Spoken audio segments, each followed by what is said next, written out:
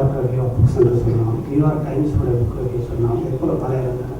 ஆனால் தமிழ் மணி வந்த சமயத்திலும் அதற்கு பிறகும் அதோடு ஒப்பிட்டு பார்க்கத்தகுந்த அளவிலே ஒரு களம் இருந்ததில்லை என்பதை உறுதியாக சொல்ல முடியும். அதை சாத்தியப்படுத்தியவர் ஐராவத மகாதேவன் என்பதில் எந்த விதமான இரண்டு கருத்துக்கள் இருக்கும். பல சமயங்களில் பல துணிவான கருத்துக்களை அவர் வெளியிட்டார். ஐந்திரம் என்கின்ற ஒரு போலி நூல் தமிழக அரசின் சார்பாக, ஒரு தொழில்நுட்ப இயக்கத்தின் சார்பாக ஒரு போலி நூல் வெளியிட்டது. அதை பற்றி செந்தமிழ் செல்வியிலும் தமிழ் பொறியிலும் சிறு அளவில் கட்டுரைகள் வந்திருந்தாலும் கூட அந்த மோசடியை யாரும் வெளிப்படுத்தாமல் இருந்தார்கள். அதனை மிக விரிவாக ஒரு புலனாய்வு போல் வெளிப்படுத்தியவர் ஐராவத மகாதேவன் அவர்கள் தான். அவருடைய புலமை பங்களிப்பையும் அறிவு இயக்க சார்பு பங்களிப்பையும் இவ்வாறு சொல்லுகின்ற அதே வேளையில் இறுதியாக தனிப்பட்ட முறையிலே அவருடன் எனக்கு ஏற்பட்ட தொடர்பின் விளைவாக அறிந்த சில செய்திகளையும் சொல்ல விரும்புகின்றனர். 1994ஆம் ஆண்டில் அவர் ஜவஹர்லால் நேரு பல்கலைக்கழகத்தினுடைய வரலாற்று ஆய்வு மையத்திற்கு ஒரு கருத்தரங்கிற்காக வந்திருந்தார். வரலாற்றில் எழுத்தறிவு என்பது பற்றிய ஒரு கருத்தரங்கு.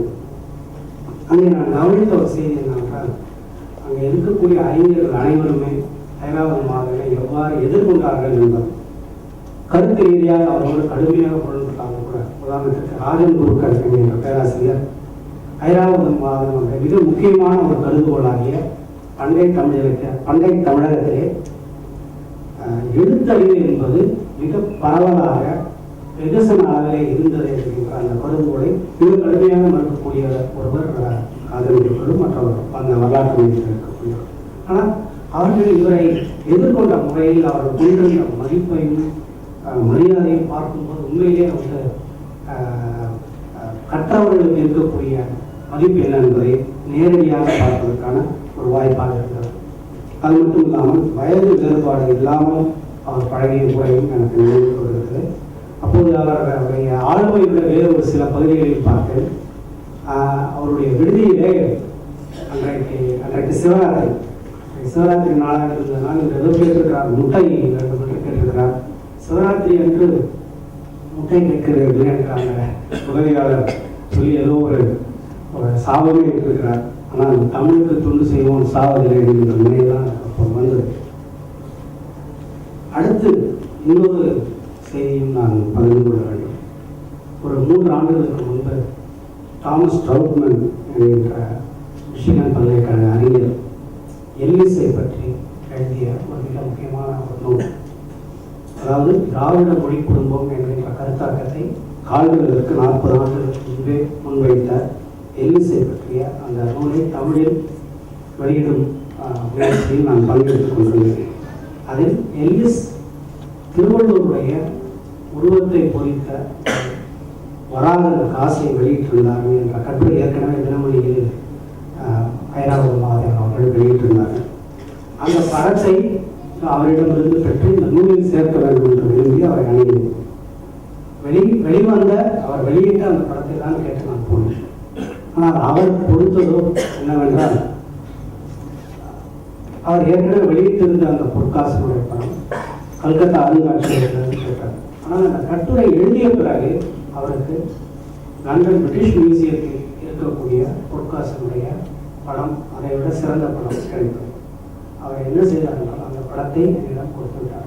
இதை பயன்படுத்திக் கொள்ளுங்கள், நான் இன்னொரு முறை இதை பயன்படுத்துவதற்கான வாய்ப்பில்லை என்று சொன்னது மட்டுமல்லாமல் தாம் அதற்கு முன்பு எழுதிய கட்டுரையில் இருந்த பிழைகளை எல்லாம் சுட்டிக்காட்டினார். இந்தந்த இடங்களில் நான் தவறாக பார்த்து தவறாக புரிந்து கொண்டு தவறாக எழுதியிருக்கிறேன், இதை நீங்கள் பயன்படுத்திக் கொள்ளும் போது இதை கூறுங்கள், நான் செய்த தவறுகளை எல்லாம் சுட்டிக்காட்டி திருத்தத்தை வெளியிடுங்கள் என்று கூறினார். அவருடைய புலமை நேர்மையை கண்டு நான் மிகவும் வியந்தேன். அது மட்டுமில்லாமல் அவர் இந்த நூல் முயற்சிக்கு அவர் செய்த உதவிகள், அவர் யாரிடமெல்லாம் எங்களை பரிந்துரைத்தார்களோ அவர்களுக்கெல்லாம் நேரடியாக பேசி உதவி செய்ய சொன்னார். இதை பார்க்கும்போது உண்மையிலே நிகழ்ந்து போனேன். முதலில் சொல்லும்போது இன்றைய தமிழ் ஆய்வுலகம் விரிந்து கொண்டிருக்கின்றது. நிறுவனமயப்பட்ட தமிழ் ஆய்வு என்பது வருந்தத்தக்க நிலையில் இருந்தாலும் கூட அதை மீறி பல இளைஞர்கள், அடுத்த தலைமுறை இளைஞர்கள் வந்து கொண்டிருக்கிறார்கள். அவர்களிடமிருந்து கற்றுக்கொள்ள வேண்டிய மிக முக்கியமான செய்திகள் சில உண்டு என்று நான் சொன்னேன்.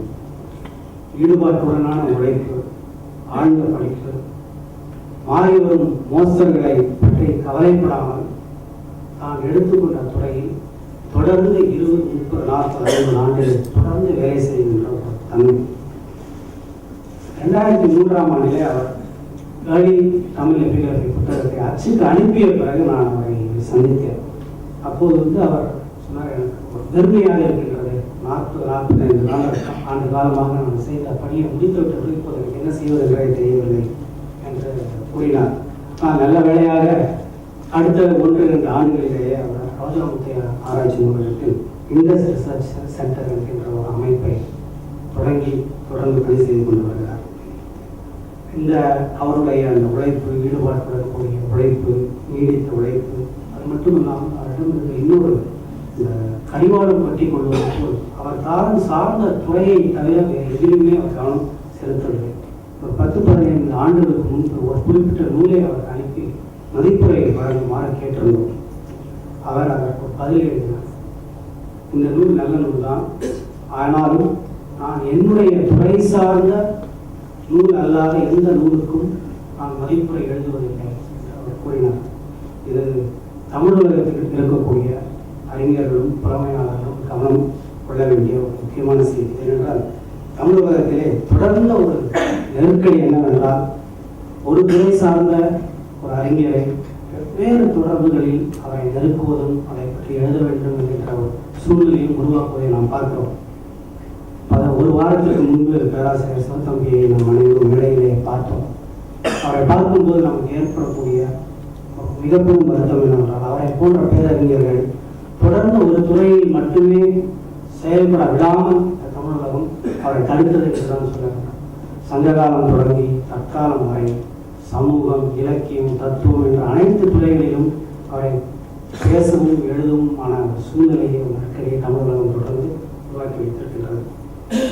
அத்தகைய விபத்து எதுவுமே நேரிடாமல் பேராசிரியர் ஐராவதம் அவர்கள் தன்னுடைய முழு வாழ்நாளை 2 பண்டை எழுத்து முறைகளை பயில்வதற்கும், கற்பதற்கும், புதிரெடுப்பதற்கும், புரிந்து கொள்வதற்கும் செலவிட்டிருக்கிறார். அவருக்கு இந்த இயல் விருது வழங்கப்படுவது என்பது மிக மிக பொருத்தமான ஒரு அங்கீகாரம், கௌரவம், ஐந்தேற்பு. வரவேற்புரை ஆற்றிய பேராசிரியர் செல்வா கனகநாயகம் அவர்கள் சொன்னார்கள், இதில் இருக்கக்கூடிய பணம் என்பது முக்கியம் அல்ல என்று சொன்னார்கள்.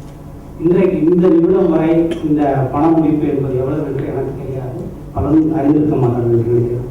அது பொருட்டல்ல, யார் எந்த முறையில் எவ்வாறு இந்த கௌரவத்தை வழங்குகிறார்கள் என்பதே முக்கியம். அந்த வகையிலே இந்த அங்கீகாரம் என்பது ஐராவதம் அவர்களுக்கு மிகவும் பொருத்தமானது.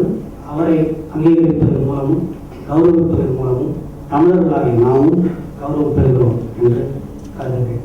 இந்த வாய்ப்பளித்தமைக்காக நன்றி. திரு ஐராவதம் மகாதேவன் அவர்களை குறித்த பல்வேறு செய்திகளை நமக்கு அளித்ததோடு அல்லாமல் வரலாற்று ஆய்வுகளை குறித்த பல்வேறு நூல்களை குறித்தும் செய்திகளை குறித்தும் நமக்கு சொல்லிய திரு விவேகானந்தபதி அவர்களுக்கு எண்ணும் எழுத்தும் கண்ணுளத்தகும் என்பார்கள். பன்மொழி ஆற்றல் மிக்க பத்மஸ்ரீ ஐராவதம் மகாதேவன் அவர்கள் எழுத்தை கண்ணட கொண்டிருக்கிறார்கள். தமது ஆராய்ச்சிகளின் மூலம் பிராமி எழுத்தை தமிழகத்தில் கிமு 3ஆம் நூற்றாண்டில் பரவியது என்று நிரூபிக்கிறார்.